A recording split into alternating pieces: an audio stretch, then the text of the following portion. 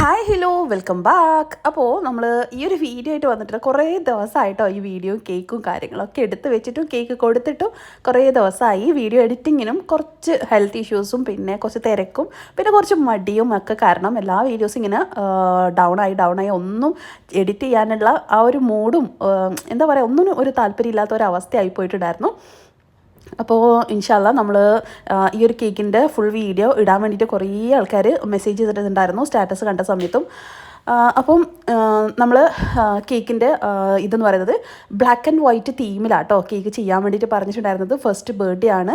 അപ്പം black and white തീമെന്ന് മാത്രമല്ല സ്പഞ്ചും കേക്കിൻ്റെ ആ ഒരു ഫ്ലേവറും ഒക്കെ ബ്ലാക്ക് ആൻഡ് വൈറ്റ് തന്നെയാട്ടോ ചെയ്യാൻ പറഞ്ഞിട്ടുള്ളത്. പിന്നെ നമ്മുടെ വീഡിയോസ് ഇഷ്ടപ്പെടുകയാണെങ്കിൽ ഒന്ന് ലൈക്ക് ചെയ്തേക്ക് കേട്ടോ. പിന്നെ കമൻറ്റ് ചെയ്യാൻ മറക്കണ്ട. സബ്സ്ക്രൈബ് ചെയ്യാതെ കാണുന്നതാണെങ്കിൽ ഒന്ന് സബ്സ്ക്രൈബും ചെയ്തേക്ക് കേട്ടോ. അപ്പോൾ കപ്പ് കേക്ക് ഉണ്ട്, പോപ്സ് ഉണ്ട്, പിന്നെ കേക്ക് 2 ടയർ കേക്കാട്ടോ ചെയ്യുന്നത്. അപ്പോൾ 7ലും 5ലും നമ്മൾ കേക്ക് ബേക്ക് ചെയ്തെടുത്തിട്ടുള്ളത്. അതായത് അവർക്ക് ബ്ലാക്കും വൈറ്റും മിക്സിംഗ് ആയിട്ട് തന്നെ കേക്കും വേണമെന്ന് പറഞ്ഞിട്ടുണ്ടായിരുന്നു. പൊതുവേ കസ്റ്റമേഴ്സ് പറയുക പുറമേ ഏതെങ്കിലുമൊക്കെ കളേഴ്സ് പറഞ്ഞിട്ട് ആ ഒരു കളർ തീമിൽ അല്ലെങ്കിൽ ആ ഒരു ഡിസൈൻ തീമിൽ അങ്ങനെയൊക്കെയാണ് പറയുക. ഇവർ സ്പഞ്ച് അടക്കം ആ ഒരു തീമിലോട്ടേക്ക് കൊണ്ടുപോകാൻ വേണ്ടി പറഞ്ഞിട്ടുണ്ടായിരുന്നു. കേക്കും കപ്പ് കേക്കും എല്ലാം ഇങ്ങനെ ഓരോ ടൈപ്പിലായിട്ട് പറഞ്ഞിട്ടുണ്ടായിരുന്നു. അപ്പോൾ നമ്മൾ വൈറ്റ് ഫോറസ്റ്റും ബ്ലാക്ക് ഫോറസ്റ്റും ആണ് അവർ ഇടകലർത്തിയിട്ട് ചെയ്യാൻ പറഞ്ഞിട്ടുള്ളത്. പൊതുവേ താഴത്തെ ടയർ വൈറ്റ് ഫോറസ്റ്റ് അല്ലെങ്കിൽ ബ്ലാക്ക് ഫോറസ്റ്റ്, മുകളിലത്തെ ഇത് നേരെ ഓപ്പോസിറ്റ് അങ്ങനെയാണ് പറയാറുള്ളത്. ഇതെന്ന് വെച്ചാൽ അവർ പറഞ്ഞിട്ടുള്ളത് നമ്മൾ വാൻജോ ഒക്കെ സെറ്റ് ചെയ്യുന്നില്ലേ അതുപോലെ ഒരു ബ്ലാക്ക് ഒരു വൈറ്റ് ഒരു ബ്ലാക്ക് ഒരു വൈറ്റ് ആ ഒരു തീമിലാട്ടോ ചെയ്തിട്ടുള്ളത്. അപ്പോൾ 7 ഇഞ്ചിൻ്റെ ടിന്നിൽ 2 ടിന്നിലായിട്ട് ബേക്ക് ചെയ്തെടുത്തിട്ട് 4 ലെയേഴ്സ് കട്ട് ചെയ്തു. 5 ഇഞ്ചിൻ്റെതും അങ്ങനെ സെയിം തന്നെ 4 ലെയേഴ്സായിട്ട് കട്ട് ചെയ്തു. ഫസ്റ്റ് ചോക്ലേറ്റ് സ്പഞ്ച് വെച്ചു. ചോക്ലേറ്റ് ഗ്രേറ്റ് ചെയ്തതും ചെറീസ് കട്ട് ചെയ്തതും ഫില്ല് ചെയ്തിട്ടുണ്ട്. പിന്നെ വൈറ്റ് സ്പഞ്ച് വെച്ചു, സിറപ്പ് വെച്ച് വെറ്റ് ചെയ്തു. അതിൻ്റെ മുകളിലായിട്ട് വൈറ്റ് ചോക്ലേറ്റ് ഗ്രേറ്റ് ചെയ്തതും ചെറീസും അങ്ങനെ എല്ലാ ലെയേഴ്സും ഒന്ന് ഇടകലർത്തിയിട്ടാണ് ചെയ്തിട്ടുള്ളത്. ഏകദേശം ശരിക്കും പറഞ്ഞാൽ വാൻജോയുടെ ഒരു കുഞ്ഞുമ്മയായിട്ടൊക്കെ വരും കേട്ടോ. ആ ഒരു രീതിയിലാണ് നമ്മൾ വെച്ചിട്ടുള്ളത്. പക്ഷെ ചോക്ലേറ്റ് ഗ്രേറ്റ് ചെയ്തിട്ടാണ് ഇട്ടെന്ന് മാത്രം. നമ്മൾ വാൻജോന് ഗനാഷ് ആണല്ലോ കൊടുക്കുന്നത്. അപ്പോൾ ഞാൻ ആ ഓരോ ലെയേഴ്സിൻ്റെയും വീഡിയോസ് ഭയങ്കരമായിട്ട് എക്സ്പ്ലെയിൻ ചെയ്ത് കാണിക്കുന്നില്ല. നമ്മൾ വൈറ്റ് ചോക്ലേറ്റ് ഗ്രേറ്റ് ചെയ്ത് ഇടുന്ന സമയത്ത് കുറച്ച് കമൻറ്റ്സ് വന്നിട്ടുണ്ടായിരുന്നു. നമ്മൾ ചോക്ലേറ്റ് ഗ്രേറ്റ് ചെയ്തിടുന്ന സമയത്ത് കയ്യിൽ വല്ലാണ്ട് അങ്ങ് ഒട്ടിപ്പിടിക്കുന്നു, ശരിക്കും അങ്ങ് ഇട്ട് കൊടുക്കാൻ പറ്റുന്നില്ല. അതിന് വേണ്ടി എന്താ ചെയ്യുക, ഗ്രേറ്റ് ചെയ്യുമ്പം ഇതുപോലെ കുഞ്ഞു കുഞ്ഞു പീസസ് ആയിട്ട് കിട്ടുന്നില്ല, വലിയ വലിയ പീസാവുന്നു, അല്ലെങ്കിൽ ഭയങ്കരമായിട്ട് പൊടിയായി പോകുന്നു. അങ്ങനെയുള്ള ഇഷ്യൂസൊക്കെ വരുന്നത് എന്തുകൊണ്ടാണെന്നറിയോ? ഭയങ്കരമായിട്ട് പൊടിയായിട്ട് ഗ്രേറ്റ് ചെയ്തെടുക്കുന്നത് നിങ്ങൾ ഫ്രിഡ്ജിൽ വെച്ചിട്ടുള്ള ചോക്ലേറ്റ് ആണെന്നുണ്ടെങ്കിൽ ഗ്രേറ്റ് ചെയ്യുന്ന സമയത്ത് പൊടിയായിട്ട് മാത്രമാണ് നമുക്ക് കിട്ടുക. എന്നാൽ ഒരുപാട് വലുതാക്കിയിട്ട് കയ്യിൽ ഒട്ടിപ്പിടിക്കുന്ന പ്രശ്നം വരുന്നത് നമ്മുടെ ചോക്ലേറ്റ് കുറച്ചൊന്ന് മെൽട്ടായ സമയത്താണ് ആ ഒരു ഇഷ്യൂസ് വരിക. നമ്മൾ എന്താ ചെയ്യേണ്ടത്, റൂം ടെമ്പറേച്ചറിൽ ഒരു പാക്കറ്റിലോ അല്ലെങ്കിൽ ഒരു ബോക്സിലോ ആയിട്ട് മാത്രം നമ്മുടെ ചോക്ലേറ്റ് വെച്ച് കൊടുക്കുക. ഫ്രിഡ്ജിലൊന്നും വെക്കേണ്ട ആവശ്യമൊന്നുമില്ല. എന്നിട്ട് നമ്മൾ ഗ്രേറ്റ് ചെയ്ത പാടെ ഈ ഗ്രേറ്റ് ചെയ്തിട്ടുള്ള ചോക്ലേറ്റിനെ ഒന്ന് ഫ്രീസറിൽ കൊണ്ടുവെക്കുക. ഒരു 5 മിനിറ്റ് ഫ്രീസറിൽ കൊണ്ടുവച്ച് കഴിഞ്ഞാൽ നമ്മൾ എടുത്തിട്ട് ഇട്ട് കൊടുക്കുന്ന സമയത്ത് കയ്യിൽ ഒട്ടിപ്പിടിക്കുക, അല്ലെങ്കിൽ വലിയ വലിയ പീസസ് ആയിട്ട് നിൽക്കുക, അല്ലെങ്കിൽ കട്ട കുത്തിപ്പോവുക, കട്ട പൊട്ടിക്കാൻ പറ്റാത്ത രീതിയിലായി മാറുക. അങ്ങനത്തെ പ്രോബ്ലംസ് ഒന്നും ഉണ്ടാവില്ല. നമ്മൾ ഗ്രേറ്റ് ചെയ്ത് കഴിയുന്ന സമയമാകുമ്പോഴത്തേക്ക് കുറേ നമ്മൾ ഗ്രേറ്റ് ചെയ്ത് ആ ഒരു പാത്രത്തിലാക്കിയിട്ടുണ്ടാവും. അതിനെ ഫ്രീസറിൽ കൊണ്ടുവച്ചിട്ട് എടുത്ത് പുറത്ത് വെച്ച് കഴിഞ്ഞാൽ ജസ്റ്റ് കൈ വെച്ചിട്ട് ഒന്ന് പൊടിക്കാൻ വരെ നമുക്ക് പറ്റും. ആ ഒരു ക്രഞ്ചി ഫീലിൽ തന്നെ ആയിരിക്കണം നമ്മൾ ആ കേക്കിൻ്റെ ഉള്ളിൽ ഫില്ലിങ്സ് ആയിട്ട് ഇട്ട് കൊടുക്കാൻ. അല്ലാതെ തമ്മിൽ ഒട്ടിപ്പിടിക്കുന്ന രീതിയിലാണ് നമ്മൾ ഫില്ലിങ്സ് കൊടുക്കുന്നതെങ്കിൽ നമുക്ക് എടുത്തിട്ട് കൊടുക്കുമ്പോഴും ആ ഒരു കറക്റ്റ് ഇതിൽ ഇട്ട് കൊടുക്കാനും പറ്റില്ല, ഭയങ്കരമായിട്ട് ഒട്ടിപ്പിടിക്കുകയും ചെയ്യും. പിന്നെ നമുക്ക് ആ ഒരു കേക്കിൻ്റെ ആ ഒരു ടെക്സ്ചറിൽ കടിക്കുന്ന ആ ഒരു ഫീൽ ഉണ്ടാവുകയും ചെയ്യില്ല. അപ്പോൾ 2 കേക്കും ഞാൻ ക്രം കോട്ട് ചെയ്തിട്ട് കേക്ക് നന്നായിട്ട് തണുപ്പിച്ചിട്ടാട്ടോ സെക്കൻഡ് ഐസിങ് കൊടുക്കുന്നത്. സെക്കൻഡ് ഐസിങ് കൊടുക്കുന്ന ക്രീമിൽ കുറച്ച് ചെറിയ അളവിൽ ബ്രൗൺ കളർ മിക്സ് ചെയ്തിട്ട് ഒരു ഓഫ് വൈറ്റ് കളറാക്കി മാറ്റി. അപ്പോൾ ആ ഒരു ഓഫ് വൈറ്റ് കളറാക്കി മാറ്റിയിട്ട് പൈപ്പിംഗ് ബാഗിലാണ് ഞാൻ ഈ ഒരു സൈഡിലും മുകളിലൊക്കെ കൊടുക്കുന്നത്. കുറേ കംപ്ലയിൻറ്റ്സ് വരുന്നത് മെയിൻ റീസണും വരുന്നുണ്ട്. സൈഡിലൊക്കെ എത്ര സ്ക്രേപ്പ് ചെയ്തിട്ടും എത്ര ലെവൽ ചെയ്തിട്ടും സ്പഞ്ച് പുറത്തോട്ടേക്ക് തള്ളി നിൽക്കുന്നു, ക്രംസ് സ്പ്രെഡ് ആവുന്നു, കറക്റ്റ് ഒരേ ഈവൺ ആയിട്ട് ചെയ്യാൻ പറ്റുന്നില്ല. ഇതൊരുപാട് വീഡിയോസിൽ ഞാൻ പറഞ്ഞു തന്നിട്ടുള്ളതാണ്. ഒരുപാട് ബേക്കിംഗ് ക്ലാസ് റിലേറ്റഡ് ആയിട്ടുള്ള ഒരുപാട് ബേക്കിംഗ് ഫ്രീ ക്ലാസ് വരെ നമ്മൾ വീഡിയോസ് ഇട്ടിട്ടുണ്ട്. അതിലൊക്കെ എക്സ്പ്ലെയിൻ ചെയ്ത കാര്യമാണ് പൈപ്പിംഗ് ബാഗിൽ ക്രീം സ്പ്രെഡ് ചെയ്യുന്നതാണ് ബിഗിനേഴ്സിന് ഏറ്റവും നല്ലത്. അത് മാത്രമല്ല സ്പഞ്ച് പുറത്തോട്ടേക്ക് തള്ളി നിൽക്കുന്നുണ്ടെങ്കിൽ, അതായത് ബൾജ് ചെയ്ത് നിൽക്കുന്നുണ്ടെങ്കിൽ അത് ഒന്നിക്ക് വിരൽ വെച്ച് പ്രസ് ചെയ്ത് കൊടുക്കുക. കുറച്ചുകൂടെ അധികം ഉണ്ടെന്നുണ്ടെങ്കിൽ അത് കട്ട് ചെയ്ത് തന്നെ കളയണം. അല്ലാതെ ഒരിക്കലും നമുക്ക് ആ ഒരു കേക്കിനെ പെർഫെക്ഷൻ ആക്കിയിട്ട് നമുക്ക് സ്ക്രേപ്പ് ചെയ്തെടുക്കാനോ ലൈൻസ് ഇല്ലാതെ അല്ലെങ്കിൽ പുറത്തോട്ടേക്ക് സ്പഞ്ച് തള്ളി നിൽക്കാതെയും ഒന്നും ചെയ്തെടുക്കാൻ പറ്റില്ല. അപ്പോൾ അത് മാക്സിമം ശ്രമിക്കുക. പിന്നെ ക്രീം ഒരേ ഈവൺ ആയിട്ട് തന്നെ സ്പ്രെഡ് ചെയ്തിട്ട് നമ്മളത് ഷാർപ്പ് എഡ്ജ് ചെയ്യാനും ശ്രമിക്കുക. ഷാർപ്പ് എഡ്ജിൻ്റെ വീഡിയോസൊക്കെ നമ്മൾ ഓൾറെഡി ചെയ്തിട്ടുണ്ട് കേട്ടോ. ഇത് ഞാൻ ഹോം മെയ്ഡായിട്ട് തയ്യാറാക്കിയിട്ടുള്ള ചോക്ലേറ്റ്സ് ആണ്. നട്ട്സ്, കാഷ്യൂസും ബദാംസൊക്കെ ചേർത്തിട്ട് ചോക്ലേറ്റ് ആക്കിയതാണ്. ജസ്റ്റ് ഞാൻ വീഡിയോസിൽ എടുത്തുന്നേ ഉള്ളൂ കേട്ടോ. അടിപൊളി ടേസ്റ്റാണ്. ടെനോറോ എന്നുള്ള ആ ഒരു ചോക്ലേറ്റ് വെച്ചിട്ടാണ് നമ്മൾ ചെയ്തിട്ടുണ്ടായിരുന്നത്. പിന്നെ ഫോണ്ടൻറ്റ് ഡിസൈൻ ചെയ്യുന്ന സമയത്ത് ആ ഒരു കേക്കിലുള്ള ഫോണ്ടൻസ് ബ്ലാക്കാണ് ചെയ്യാൻ പറഞ്ഞിട്ടുണ്ടായിരുന്നത്. ഒരു കാറുണ്ട്, പിന്നെ കുറേ ബട്ടർഫ്ലൈസ്, ഫ്ലവേഴ്സ്, അങ്ങനെ കുറച്ച് ഐറ്റംസ് ഒക്കെ ഉണ്ട്. അപ്പോൾ ഇത് ചെയ്യുന്ന സമയത്ത് നമ്മൾ ഈ ഒരു ഫോണ്ടൻറ്റിലേക്ക് അത്യാവശ്യം ബ്ലാക്ക് ചേർക്കണം. അപ്പോൾ ഒട്ടും ചേർത്തിട്ടില്ല എന്നുണ്ടെങ്കിൽ ഗ്രേ കളറായിട്ടാണ് നമുക്ക് കിട്ടുക. അപ്പോൾ അത്യാവശ്യം ചേർക്കണം. നമ്മൾ ആവശ്യത്തിന് മാത്രം ഫോണ്ടൻറ്റ് എടുക്കുക. അതിൽ അത്യാവശ്യത്തിൽ 4 or 5 ഡ്രോപ്സ് കൊടുക്കേണ്ടി വരും. അളവ് കൂടുന്നതിനനുസരിച്ച് അത്ര വേണ്ടി വരും. ഈ ഒരു അളവിലാണെങ്കിൽ ഒരു 3 or 4 ഉള്ളിൽ തന്നെ ആവും കേട്ടോ. അപ്പോൾ ചില വീഡിയോസിൽ നമ്മൾ ഇത്ര ഡ്രോപ്സ് കൊടുക്കുക, ഇത്ര കളേഴ്സ് കൊടുക്കുക എന്ന് പറയുമ്പം അതേ മെത്തേഡിൽ ചെയ്യുന്നുണ്ടെങ്കിൽ മാത്രമേ നിങ്ങൾക്കും അതേ കളർ കിട്ടുള്ളൂ. അല്ലാതെ നിങ്ങൾ ക്രീം അധികം എടുത്ത് അല്ലെങ്കിൽ ഫോണ്ടൻ്റ് അധികം എടുത്ത് ഞാൻ പറയുന്ന അളവിൽ ചേർത്ത് കഴിഞ്ഞാൽ കറക്റ്റ് കളർ കിട്ടണമെന്നില്ല. അപ്പോൾ നിങ്ങൾ എന്താ ചെയ്യേണ്ടത്? അധികം ഫോണ്ടൻ്റ് ഉണ്ടെങ്കിൽ അധികം കളേഴ്സ് ചേർക്കേണ്ടി വരും. ക്രീമിൻ്റെ അളവ് കുറച്ചെടുത്തിട്ട് മാത്രം കളർ മിക്സ് ചെയ്ത് കൊടുക്കുക, എങ്കിലേ പെർഫെക്റ്റ് ആയിട്ട് കിട്ടുള്ളൂ. പിന്നെ ഫോണ്ടൻറ്റ് നന്നായിട്ട് കുഴച്ച് മിക്സ് ചെയ്തിട്ട് ബോൾസ് പോലെ ആക്കിയിട്ട് ആ ഒരു ഫോണ്ടൻറ്റ് നമ്മുടെ സിലിക്കോൺ മോൾഡാണ് ഫ്ലവേഴ്സ് ഉണ്ടാക്കുന്നത്. ഒരു ചെറിയ റൗണ്ടിൽ നമ്മൾ മിക്സ് ചെയ്തിട്ട് ആ ഒരു ബോൾസിനെ അതിൻ്റെ ഉള്ളിലിട്ടിട്ട് ജസ്റ്റ് പ്രസ് ചെയ്യുമ്പോൾ കുഞ്ഞു ഫ്ലവറായിട്ട് കിട്ടും. ആ ഒരു ഫ്ലവറും പിന്നെ ബട്ടർഫ്ലൈയുടേതും നമ്മളിത് പ്രസ് ചെയ്യുന്ന സമയത്ത് കയ്യിൽ കോൺഫ്ലവർ ചേർക്കുക. കാരണം കയ്യിൽ പെട്ടെന്ന് ഒട്ടിപ്പിടിച്ചുകൊണ്ടിരിക്കും കേട്ടോ. അപ്പോൾ കോൺഫ്ലവർ ചേർത്ത് നന്നായിട്ട് പ്രസ് ചെയ്തിട്ട് വേണം ഏതൊരു ഡിസൈനും ചെയ്യാൻ വേണ്ടിയിട്ട്. പിന്നെ അത് പുറത്തോട്ടേക്ക് എടുക്കുന്ന സമയത്ത് ബാക്കിൽ നിന്ന് പുഷ് ചെയ്ത് കൊടുക്കാൻ വേണ്ടിയിട്ട് മാക്സിമം ശ്രമിക്കുക കേട്ടോ. ഇല്ലാന്നുണ്ടെങ്കിൽ ഓരോ ഡിസൈൻസും ഡാമേജ് ആയിട്ടാണ് നമുക്ക് കിട്ടുക.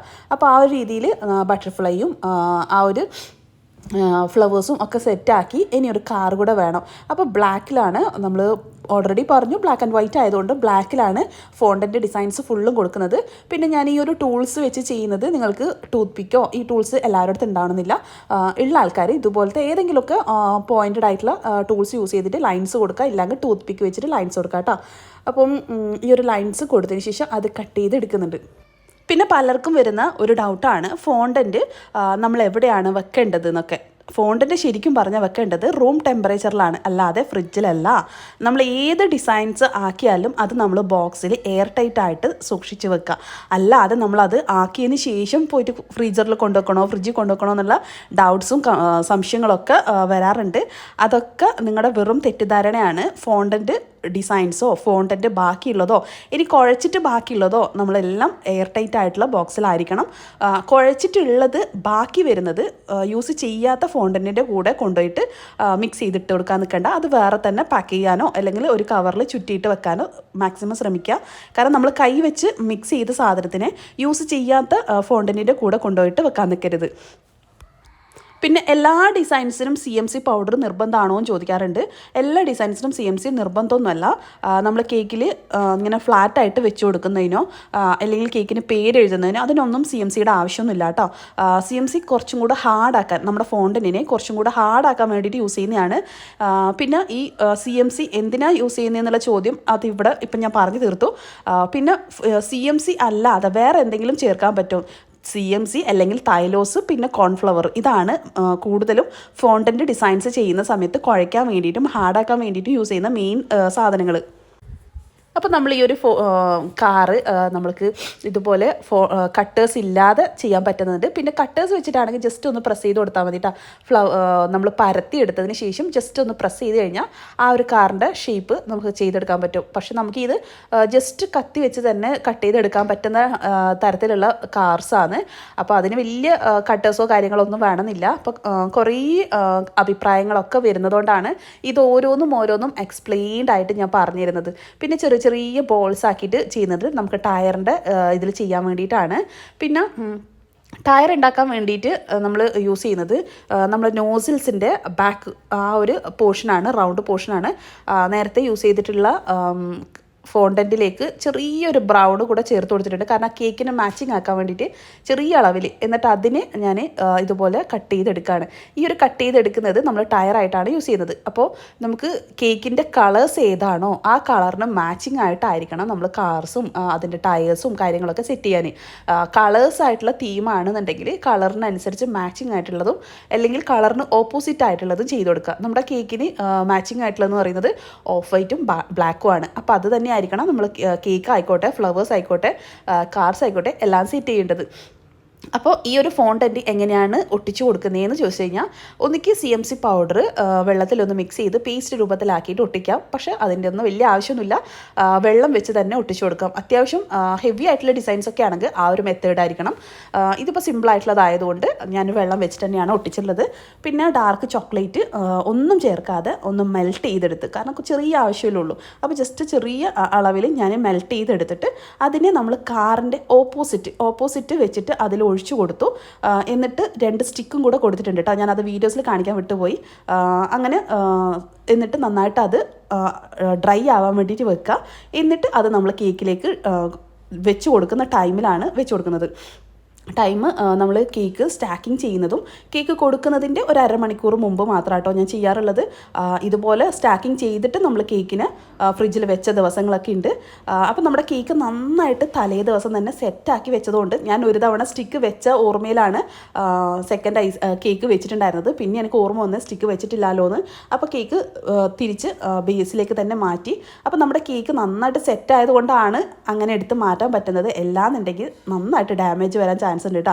അപ്പോൾ കേക്ക് എപ്പോഴും 2 ടയർ കേക്കിന് സ്റ്റാക്കിങ് ചെയ്യുന്നതിന് മുമ്പ് 2 കേക്കും നന്നായിട്ട് സെറ്റാക്കണം. പിന്നെ നമ്മൾ ഈ ഒരു സ്റ്റാക്കിങ് ചെയ്യുന്ന സമയത്ത് കുറേ കാര്യങ്ങൾ ശ്രദ്ധിക്കാനുണ്ട്. 2 ടയർ കേക്കിൻ്റെ പല വീഡിയോസിലും ഞാൻ പറഞ്ഞതാണ്.